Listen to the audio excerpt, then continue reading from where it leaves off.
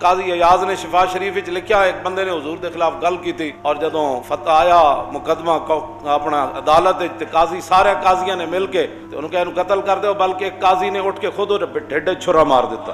उन्होंने कहा हुजूर के बारे गल की थी, ये तो वो काजी थे ना। उन्हें कहा तो टिक टिकी ते बनो फांसी घाट ते जो बनया ना जी, उन्होंने जो इंज सीधा करके बनया ना, इंज करके किबले वाल मुंह सी, जदों टिक टिकी उन्हें बदया तो मुंह का यकदम इंज हो गया मशरक वाल।